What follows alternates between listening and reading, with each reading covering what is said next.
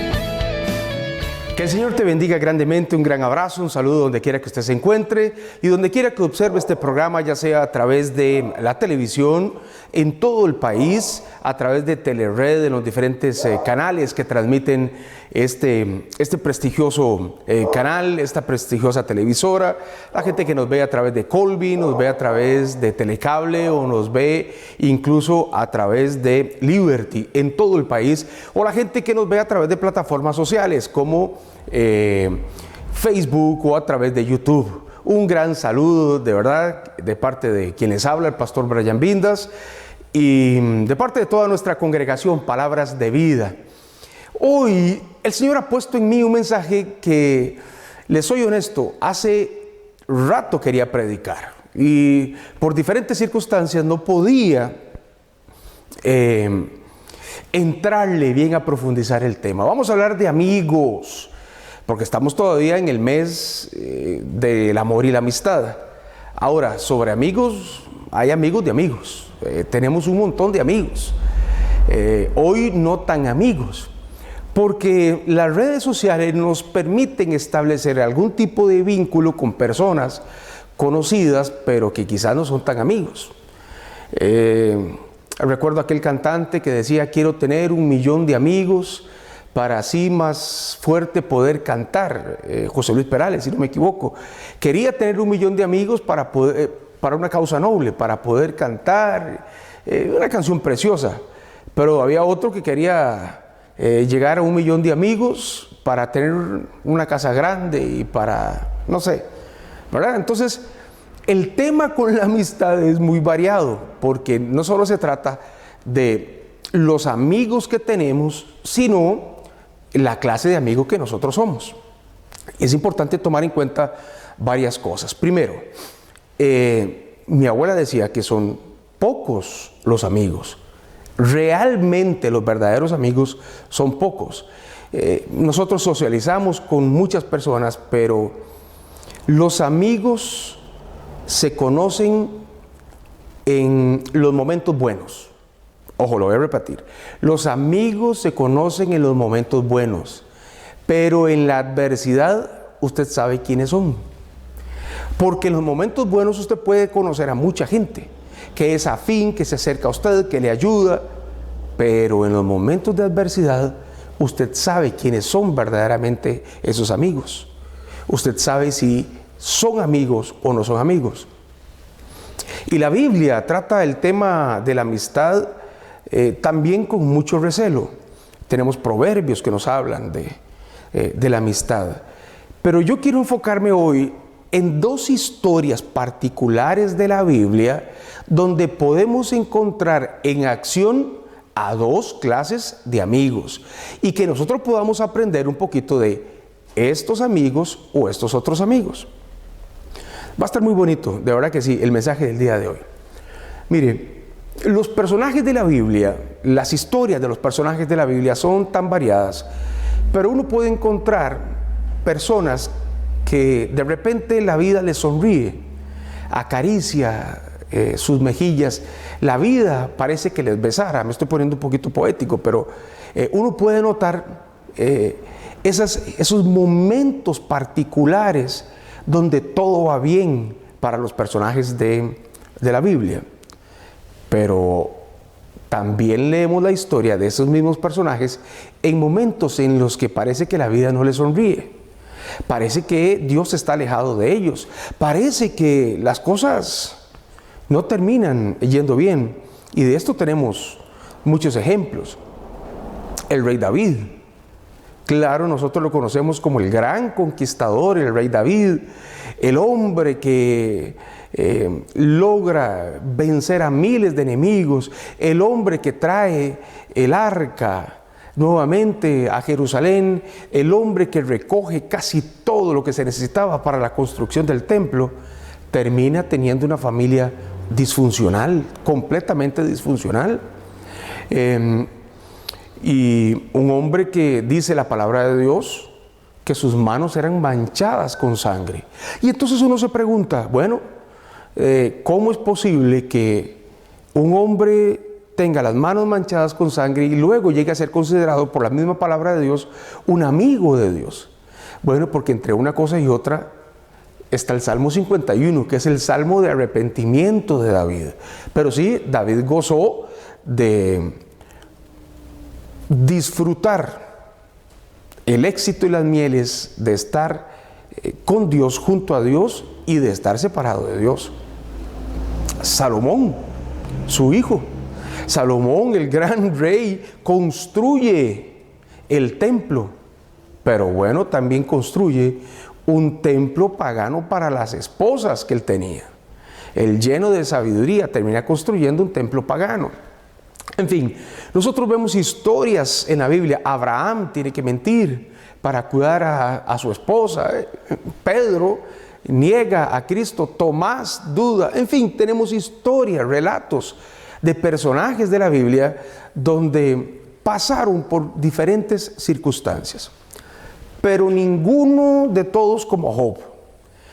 Porque, a ver, la historia de Job comienza como una especie de apuesta, de juego entre Dios y Satanás, quien pide poder tentar a Job. Es más, de hecho el texto dice que es el mismo Dios que le dice a Satanás que si no ha considerado tentar a Job.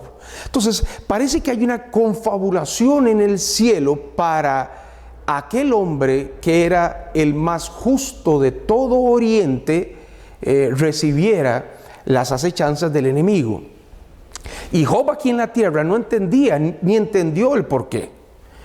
Es una historia complicada la de Job desde la perspectiva de Job, porque era Job lo que podemos decir un buen cristiano, una persona honesta, que tenía una familia bonita, una esposa modelo, tenía respeto entre la comunidad, se sentaban a escuchar a Job.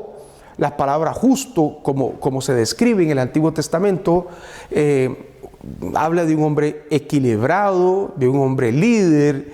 Era una persona digna a imitar.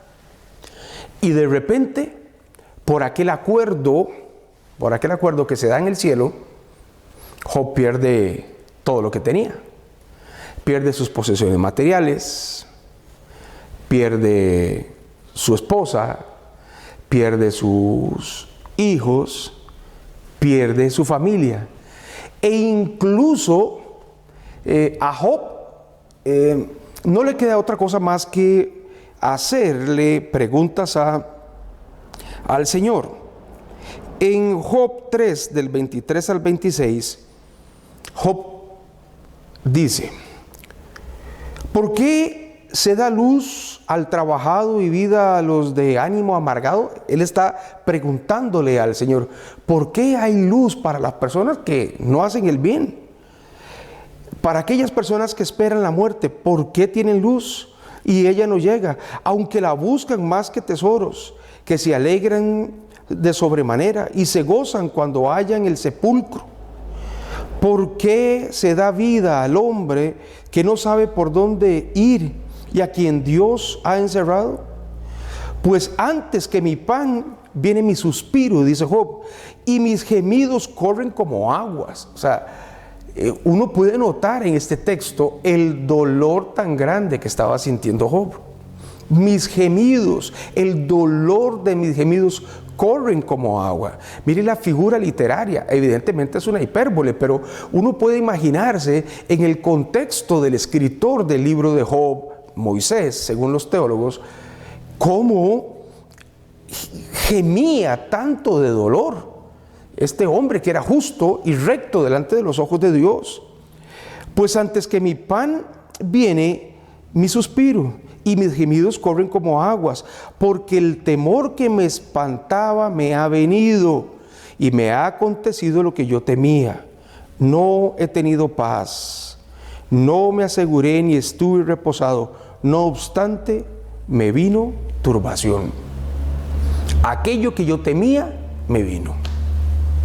Quizás el texto no nos dice, pero quizás Job tenía miedo de perder su familia, quizás Job tenía miedo de perder su posición social, pero aquello que Job tenía le vino. Aquello a lo que Job temía le vino. Entonces, uno puede entender que Job estaba sufriendo, pero el mensaje del día de hoy no se centra en Job, se centra en un grupo de supuestos amigos de Job, que llegan no a ofrecerle consuelo. El texto nos dice que se sientan por 7 días al lado de Job, y Job estaba allí esperando. Y llegan los amigos, y cada uno de ellos con un mensaje particular, con un mensaje de esos que nosotros diríamos especial, para hacer la conclusión que con amigos así, ¿para qué enemigos? Elifaz, Bildad y Zofar son amigos que no queremos tener. Mire, Daniel Javif, aunque él no se dice cristiano evangélico, es un hombre cuyos mensajes posiblemente usted los conoce, es muy popular en las redes sociales. Y en uno de sus clips, en uno de sus mensajes, habla de personas que nosotros no queremos tener. Es más, se lo voy a presentar porque estoy seguro que cuando veamos la historia de los amigos de Job, usted va a decir, bueno, Javif estaba hablando de estos. Y si usted se identifica que en su vida tiene amigos como ellos, mejor haga lo que dice Javif. Lamentablemente en esta vida existen personas a las que les diste tu tiempo y solo querían saber la hora. Se van rápido. Terminaste por ser un estribillo de moda en sus vidas. De hecho, se van sin que nadie se los haya pedido. ¿Y sabes qué? Que se vayan. Pero que no se queden a la mitad de la puerta porque estorban. Estorban. Que se vayan. A ellos les digo que fue un gusto un día servirles o mínimamente haber formado parte de su inspiración o de su motivación en un momento coyuntural de sus vidas. Lamento que te hayas decepcionado por estupideces, nimiedades, pero antes de que te vayas, quiero darte un último recordatorio con cariño y respeto para tu bienestar. Queridos, crecer es un ciclo. Las relaciones evolucionan conforme lo hacen las personas que las integran.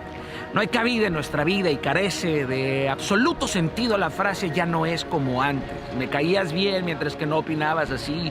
Pensé que eras diferente, tú no deberías de hablar tal o cual. Carajo, muchachos, crezcamos, por favor. Tenemos que ser conscientes de que las personas cambian. Y eso está bien.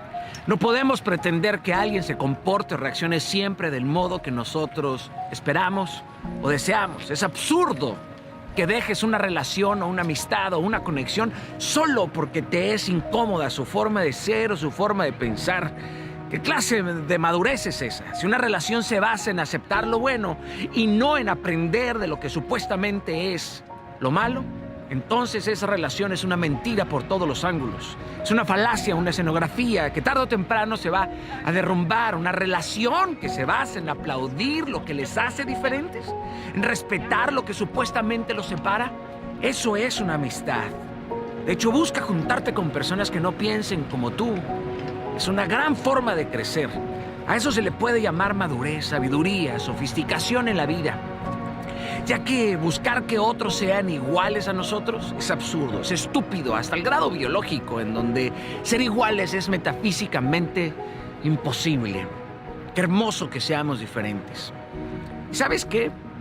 Claro que siempre va a existir alguien que decepciones o alguien que nos decepcione, porque posiblemente esperamos más de otros que de nosotros mismos. Claro que va a ser triste ver cómo otras personas se van porque no piensas como ellos, se van a defraudar solos.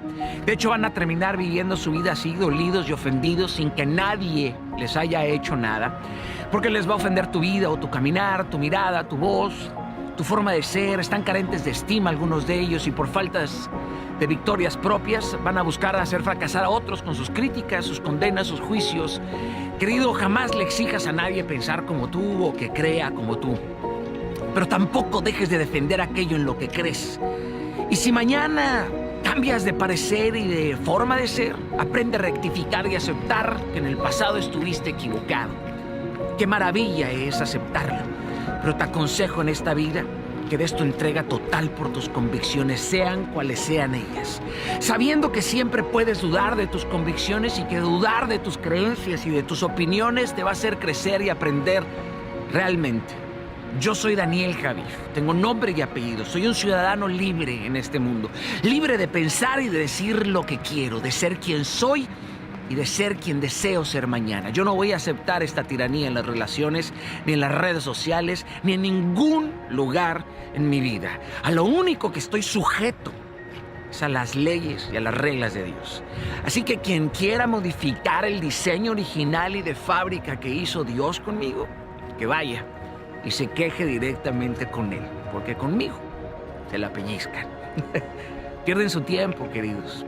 Perdón, disculpen que mi libertad les pique la cobardía revestida de moralidad y que les afloren sus enojos. Yo sí estoy dispuesto a pagar mi vida por el libre albedrío que se me otorgó desde lo eterno. Diré y haré lo que considere que debo de hacer bajo sus reglas. Que me digan lo que sea, fracasado, pero frustrado no. Así mis ideas le parezcan al mundo una estupidez, así yo parezca el tipo más idiota, más básico, estoy dispuesto a caminar sobre mis ideas recibiendo los dardos de aquellos que se burlen o deseen callarme o detenerme. Querido, y si deseas partir de esta plataforma o de mi vida, de verdad deseo que más adelante encontremos cosas que nos permitan entendernos mejor. Pero sobre todo aprender que debemos de esperar más de nosotros que de otros.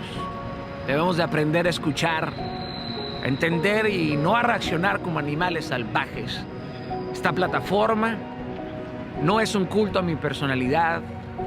Nadie está obligado a leerme o a escucharme. Estoy aquí para expresarme, porque precisamente de eso hablo, de la eterna libertad de descubrir, aceptar y de ser quien Dios me ha mandado a ser en un mundo que busca reducirme a sus opiniones. Un mundo que va a buscar a ti y obligarte a transformarte en lo que ellos buscan que tú seas para etiquetarte y por fin ponerte un pinche molde en donde tu vida y tus virtudes no les incomode. Quieren que deje de hablar así, que deje de ser apasionado. No lo voy a dejar de ser. El mundo te va a odiar porque eres libre. Te van a gritar atados a sus cadenas, de las cuales ni siquiera son conscientes. Sé libre, querido. Sé libre, sabiamente y responsablemente. Sé libre en Dios. Nadie puede juzgarte, mucho menos tú contigo mismo. Solo el de arriba tiene la vara para medir tu vida. Y querido, el hombre siempre va a fallar. Yo voy a fallarte. Siempre. Pero Dios jamás. Pon ahí tu corazón y tu esperanza y nadie te defraudará. Deja de vivir defraudado y ofendido por tus amigos, por tu familia, por tu pareja. Deja de esperar más de otros que de Dios. Deja de ofenderte. Y espera nada más de Dios, bro. Doloroso, pero así es. Él es el único que no falla. Y si tienes a gente estorbándote en la puerta, Sácalos, bro. Sácalos. Córrelos, que no se queden estorbando. Cierra la puerta. Cierra la puerta, cierra los ciclos. Ay, si cierras el ciclo, no te quedes adentro del círculo. ¿Capisci?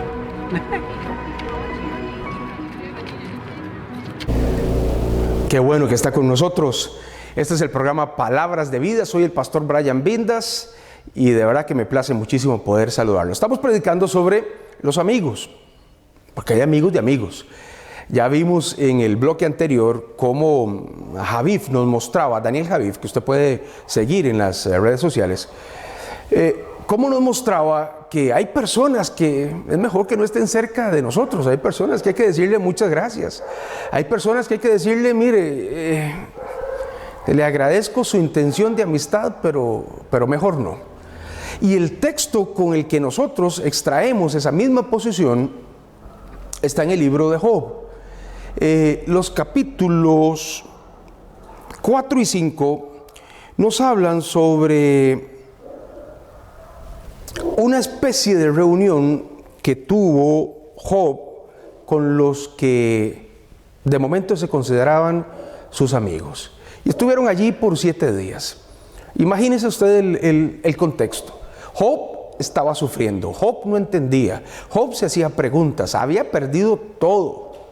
Y llegan sus amigos, ¿y qué esperaba Job de sus amigos? Evidentemente consuelo. Y el primero que levanta la mano es Elifaz. ¡Ay, Elifaz! Parafraseando la postura de Elifaz, le dijo que lo malo que a él estaba pasando era porque él había sembrado algo malo y que tenía quizás pecados ocultos. Job 4:7 le dice, ojo lo que le dice Elifaz a Job: recapacita ahora, porque qué inocente se ha perdido y en dónde han sido destruidos los rectos. Ojo el dedo acusador de Elifaz.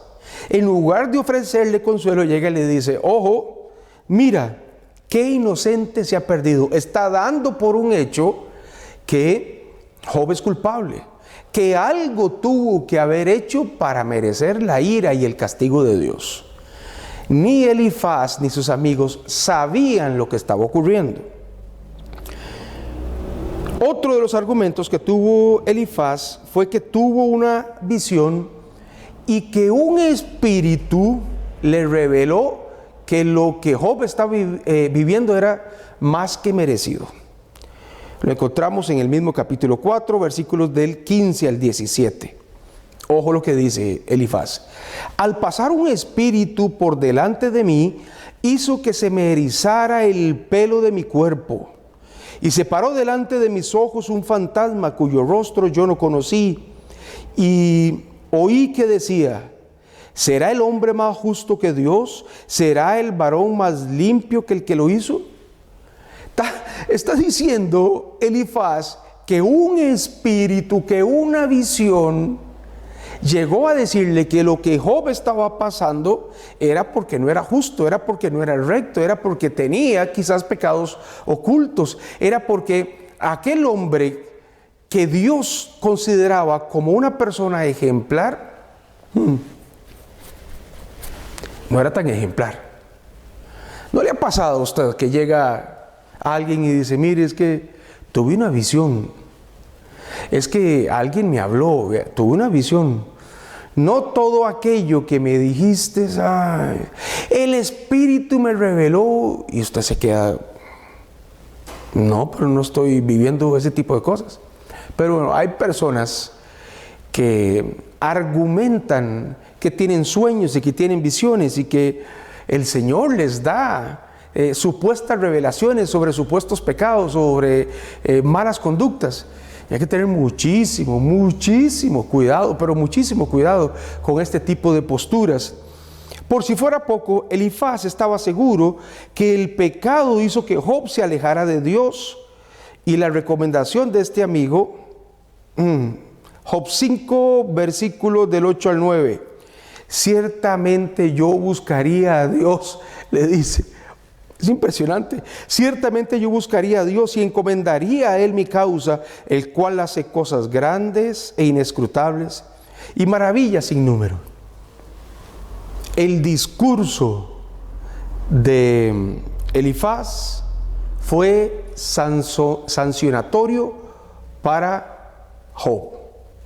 El discurso fue condenatorio.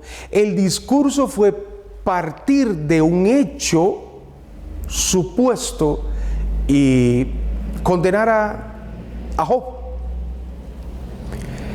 Le provocó algún tipo de ayuda, le hizo bien, porque tenemos amigos así, porque tenemos amigos que nos juzgan sin conocer lo que nosotros somos o el momento que estamos pasando, ni conocen a fondo. Ahora, recuerden, al inicio les dije que el mensaje de hoy no solo era enfocado en los amigos que nosotros tenemos, sino en los amigos que nosotros somos. ¿Usted ofrece ayuda sin juzgar o sinceramente? A veces se convierte en un Elifaz, se convierte en una persona que juzga, se convierte en una persona que sanciona. Hay que tener muchísimo cuidado, porque no queremos ser ni tener ese tipo de amigos. Pero bueno, del grupo de 3 ya Elifaz metió la pata. Y venía otro, Bildad, que me imagino yo levanta la mano y entonces Job dice, bueno, qué dicha que tengo a mi amigo Bildad que va a reprender a Elifaz. Y mire lo que le dice. Vamos al capítulo 8 del libro de Job, versículos del 2 al 4. Si he pecado, ¿qué puedo hacerte a ti, oh guarda de los hombres? ¿Por qué me pones por blanco tuyo hasta que... este no es el texto correcto. Job 8:20, discúlpenme. Job 8:20. He aquí Dios no aborrece al perfecto ni apoya la mano de los malignos. Aquí ya Bildad está no solo diciendo que Job pecó, sino que Job era malo. He aquí Dios no aborrece lo perfecto ni apoya la mano de los malignos. Qué terrible, qué forma de pensar tan terrible, porque se vuelve nuevamente en un supuesto amigo con un dedo acusador. Y si los 2 primeros amigos fueron duros con Job, ni qué le digo el tercero, Zofar. Job 11 del 4 al 6. Job 11 del 4 al 6. Tú dices, mi doctrina es pura y yo soy limpio delante de tus ojos. Mas, ¿quién diera que Dios hablara y abriera sus labios contigo y te declarara los secretos de la sabiduría que son de doble valor que las riquezas? ¿Conocerías entonces que Dios te ha castigado menos de lo que tu iniquidad merece?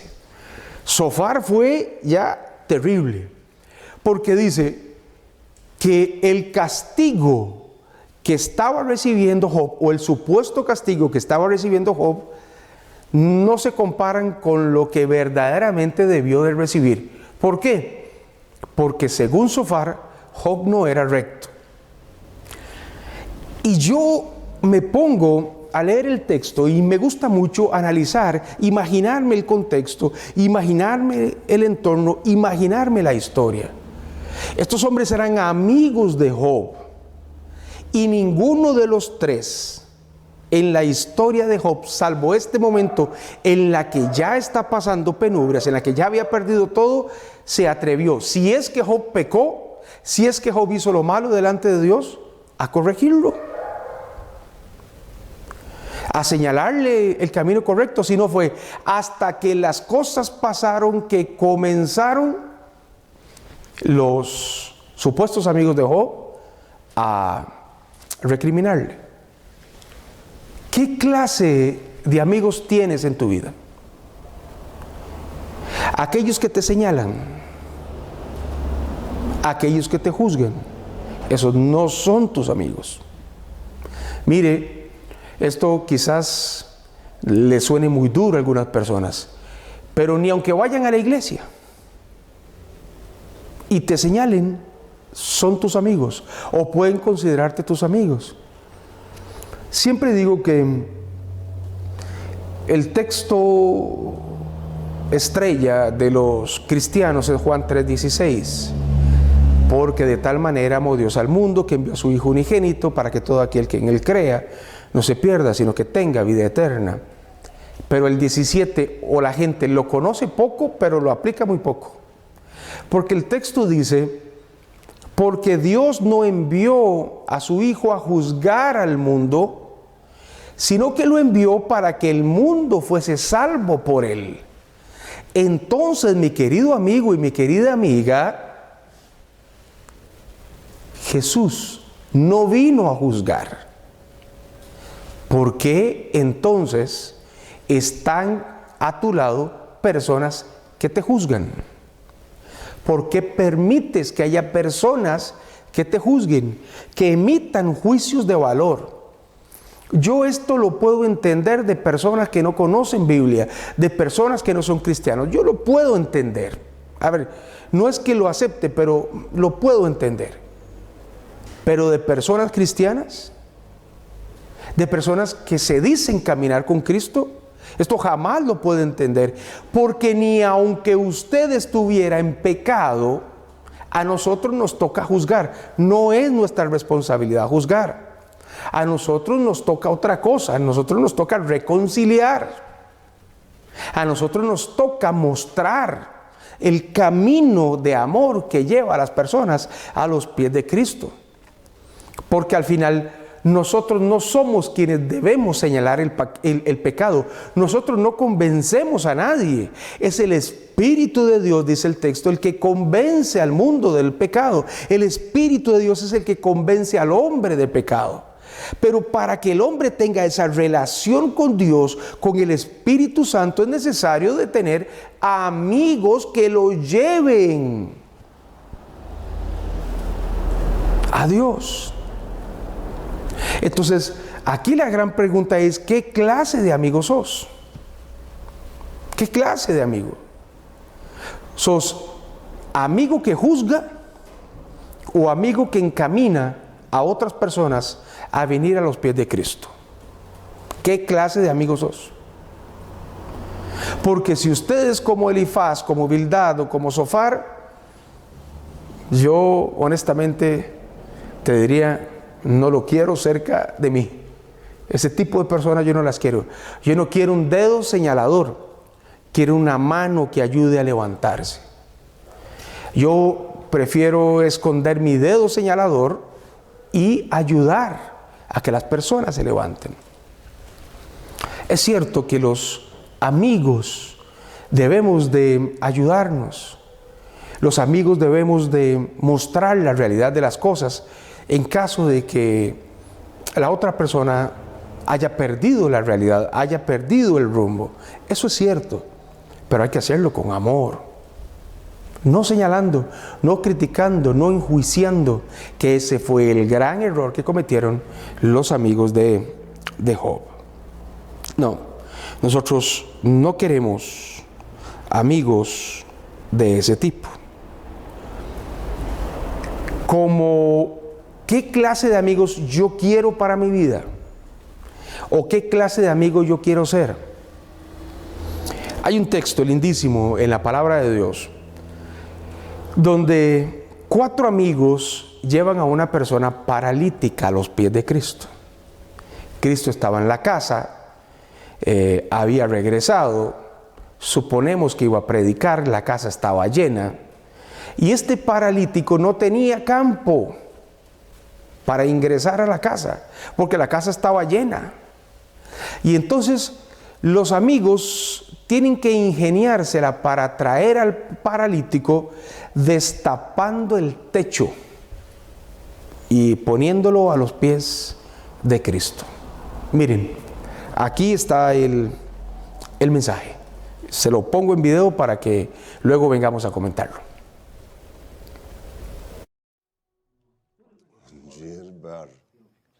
Unos días después, cuando Jesús entró de nuevo en Capernaum, corrió la voz de que estaba en casa. Se aglomeraron tantos que ya no quedaba sitio ni siquiera frente a la puerta, mientras él les predicaba la palabra. Entonces llegaron 4 hombres que le llevaban un paralítico.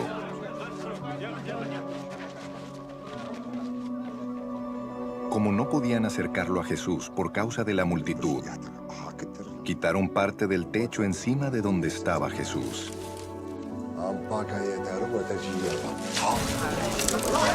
Y luego de hacer una abertura, bajaron la camilla en la que estaba acostado el paralítico.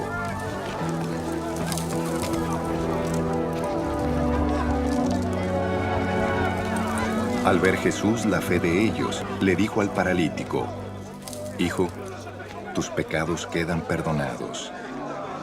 Estaban sentados allí algunos maestros de la ley que pensaban: ¿por qué habla este así? Está blasfemando. ¿Quién puede perdonar pecados sino solo Dios? En ese mismo instante supo Jesús en su espíritu que esto era lo que estaban pensando. ¿Por qué razonan así? Les dijo: ¿qué es más fácil?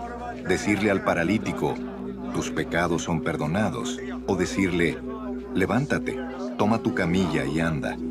Pues para que sepan que el Hijo del Hombre tiene autoridad en la tierra para perdonar pecados. Se dirigió entonces al paralítico: a ti te digo, levántate, toma tu camilla y vete a tu casa.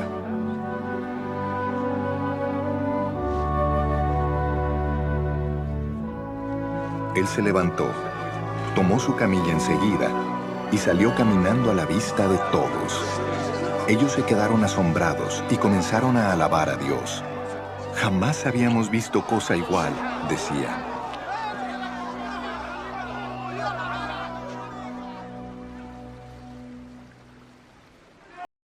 Imagínense si valió tanto la pena el esfuerzo de los amigos del paralítico que no solo recibió sanación, sino que además los pecados le fueron perdonados. Así que la amistad verdadera y pura hace que las personas lleven a otros a los pies de Cristo, no solo para que encuentren sanidad, sino para que encuentren salvación. ¿Usted me entiende? La verdadera amistad, el verdadero amigo, hace que las personas encuentren el camino, la verdad y la vida, que es Cristo, que nos da salvación. ¿Es usted de estos? ¡Qué bueno! Gloria a Dios. ¿Tiene usted amigos de estos? Gloria a Dios, qué bueno, porque estos son verdaderos amigos. Vamos a separarnos un instante y ya regresamos para las conclusiones, repasando un poquito las cualidades de estos 4 amigos que llevaron al paralítico a los pies de Cristo y éste encontrará salvación. Estos sí son verdaderos amigos.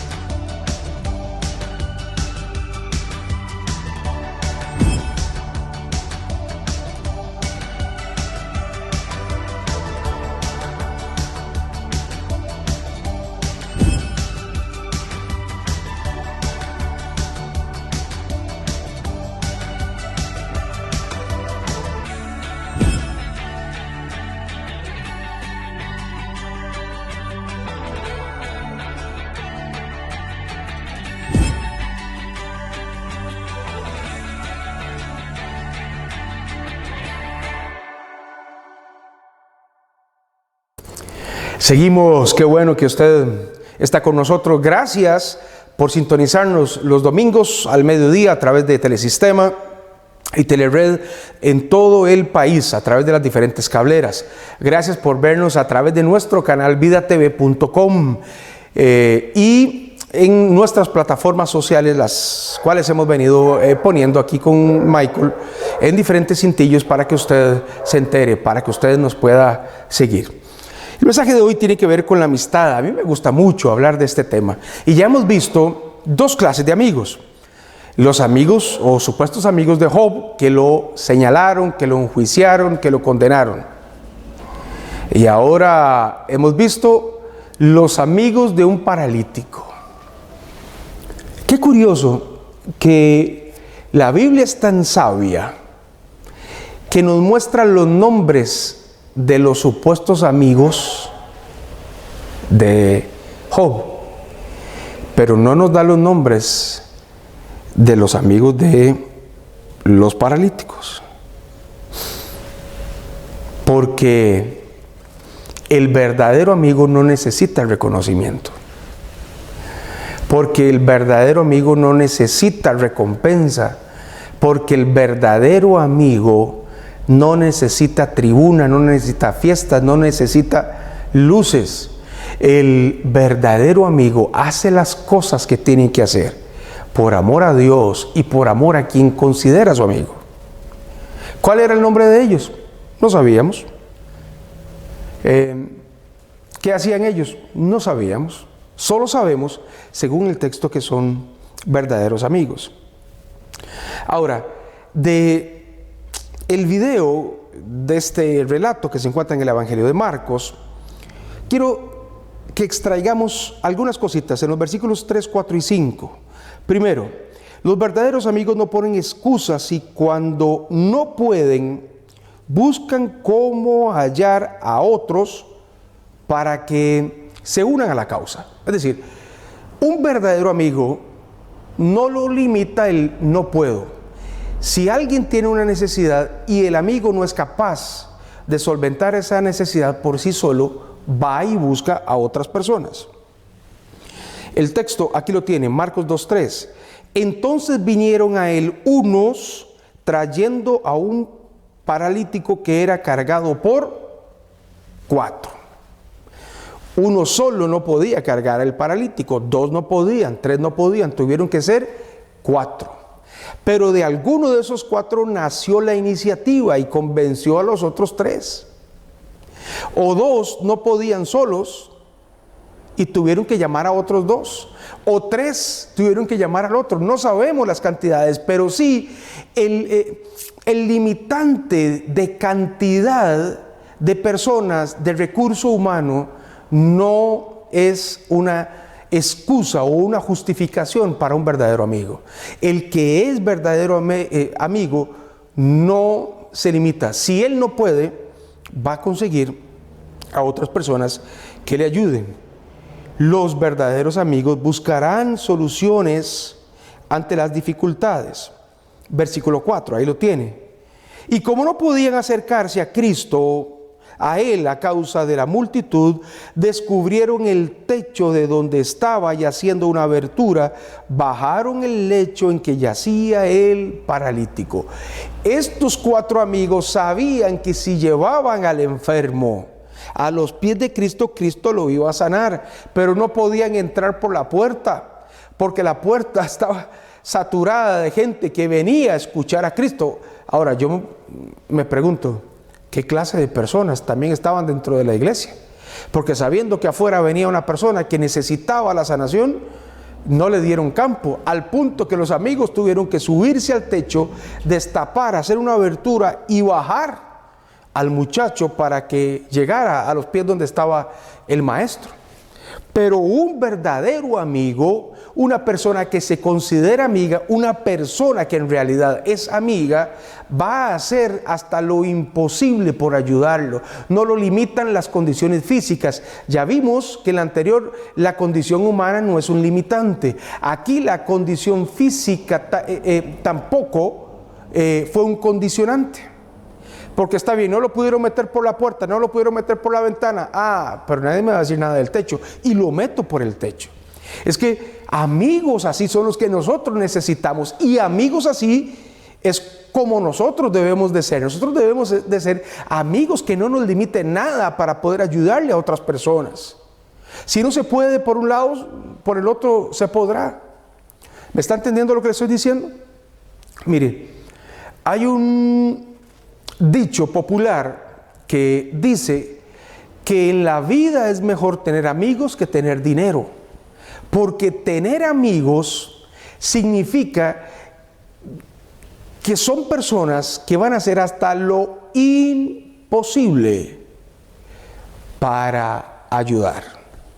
Qué lindo saberse uno que es de este tipo de amigos.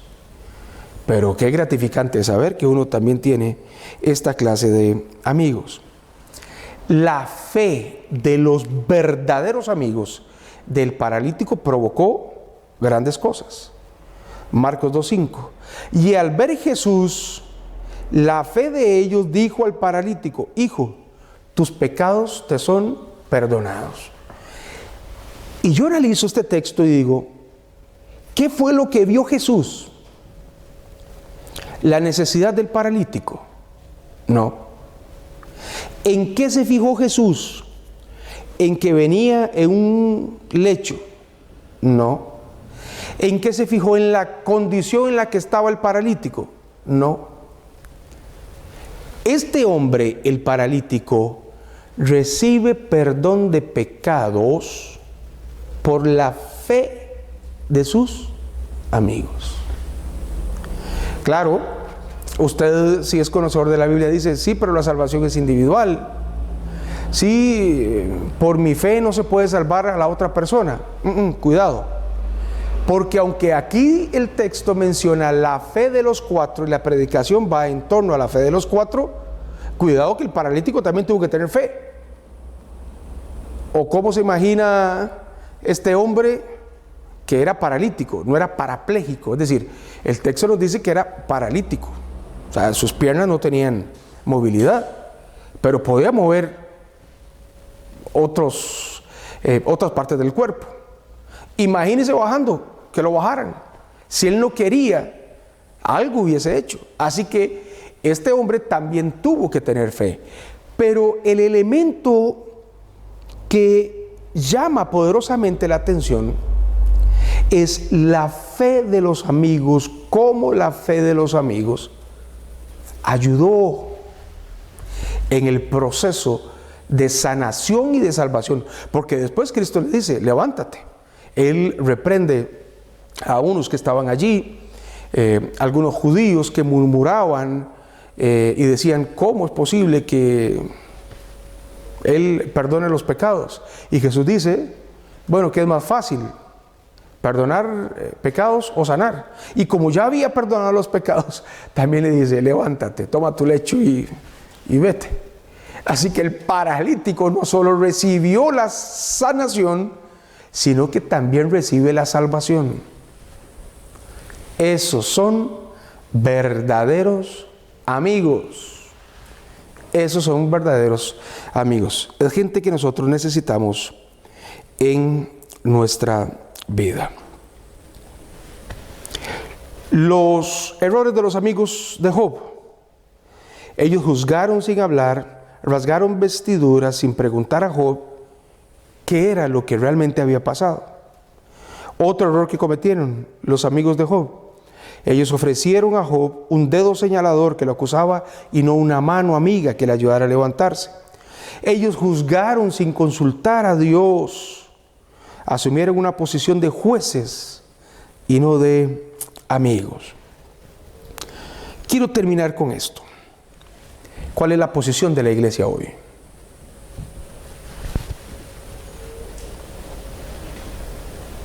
¿Cuál es la posición de la iglesia hoy? La iglesia, no estoy hablando de ninguna denominación ni de ninguna iglesia local o el nombre de alguna iglesia local. Estoy hablando de los que nos decimos cristianos, porque eso somos nosotros, la eclesía, la asamblea, la reunión de personas. La iglesia no es un templo, la iglesia no es un lugar. La iglesia no es una denominación, no. La reunión, la eclesía, somos usted y yo. ¿Cuál es el papel de la iglesia hoy? ¿Estamos verdaderamente cumpliendo el papel que se nos fue dado? Porque la iglesia recibe dos condiciones.